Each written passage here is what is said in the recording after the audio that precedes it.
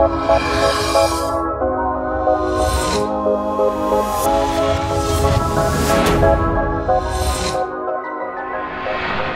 shoe is better to hoop in? The New Balance Kawhi 2 or the Nike PG5?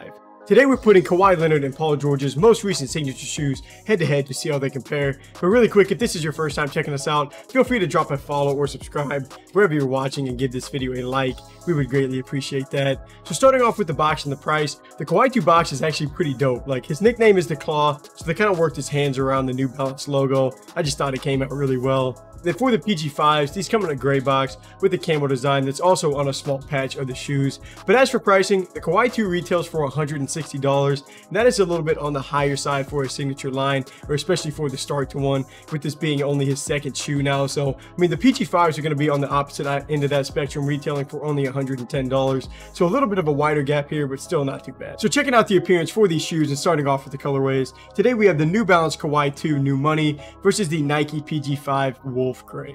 So looking at the Kawhi 2s first, this New Money colorway was the first color to release. So you're going to get some Declaration of Independence kind of text wrapping around the back half of the shoe, and it also wraps around the ankle. I did like that touch. And these also have like a gold-plated New Balance text on the heel, which looks sick. I mean, and just above that is going to be the Roman numeral 2, replacing where his signature used to be on the first model. They also switched up the midsole, kind of gave it more of a wavy design. I think that does look better. But honestly, Kawhi's shoe line is off to a really good start, just as far as the appearance goes, in my opinion. But now switching it over to look at the PG5s, the clear difference between this model and the PG4s would be Nike taking away the zipper that ran up the middle of the shoe. And I actually did like that a lot, you know, even more in hindsight, because without that zipper, these do have more of a simple look. But in between those white overlays is going to be that, you know, gray area that features that camo design, like I mentioned earlier. And I also personally like that Nike Air piece that's kind of worked into the midsole too. But I mean, overall, it is going to be a pretty basic look. So now let's go ahead and see how both of these shoes hold up on the court. So now zeroing in on more of the performance side, we'll start off with the cushioning first. So the Kawhi 2s get a fuel cell foam midsole, along with an outsole shank that's going to run the entire length of the shoe to go with it. And personally, I don't think a huge effort was made to make this shoe all that much more comfortable, which was one of my knocks on the Kawhi 1. For the most part, they are going to feel pretty similar to that first shoe.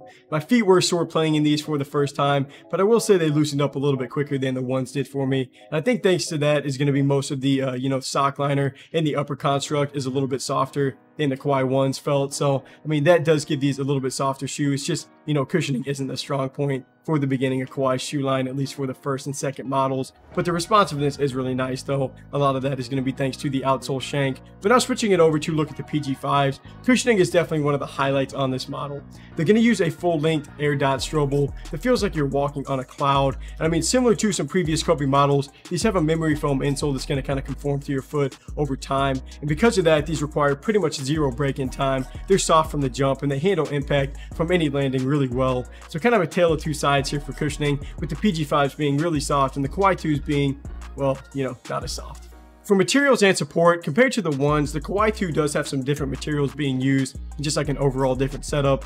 New Balance went with a fit weave light upper that's actually marked out around the ankle, and this is designed to give you a targeted stretch for support and also keeping the lightweight feel at the same time. And the upper does feel a lot more thin on this shoe compared to the ones, so the ventilation is going to be better for your foot, and the support is still going to hold up well. And you know, pretty much all New Balance shoes have good support, not even just limiting it to basketball shoes. Another brand kind of makes that a priority. And these have a lace up closure setup within that lacing system, so it's going to be slightly on the inside of the shoe just to lock your foot into the design even more.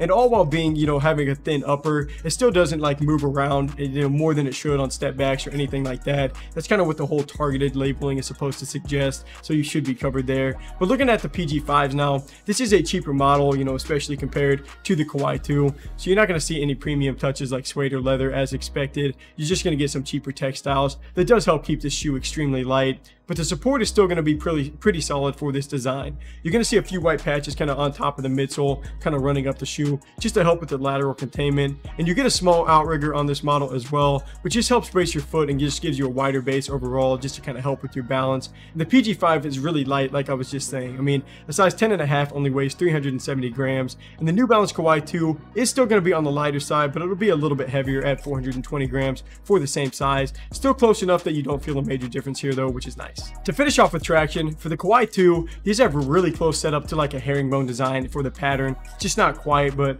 I mean, honestly, these did not perform as well as I was hoping. I definitely found myself sliding around just a little bit too much. On a dusty court, it was pretty rough. I tested them out on a nicer court too, and they did play better there, but still just not great. Probably a little bit worse than the Kawhi 1s, if I'm being honest. But now looking at the PG5s, this is just yet another strong area for this model. I mean, the traction pattern is meant to resemble the human foot. It's actually the same setup from the Kobe 9. So just like the cushioning on the insole for these, they did pull a few things from Kobe's line here and use them on this model, which is always going to be a positive thing. But I mean, I just think these give you a much more consistent playing feel. There's good grip on any type of movement from what I've noticed. At first, I thought the cushioning was a selling point on this model, but you could easily argue that the traction is right there with it. But to finish off with sizing, I went true to size on both. That fit about perfect all the way around. They're going to be regularly long. The Kawhi 2s are a little bit more narrow, but not enough to worry about it. So for the final ratings and starting off with the appearance, the PG5s are nice, but they are pretty simple, and I'm a pretty big fan of the Kawhi 2, so I'm going to start off going with Kawhi's line.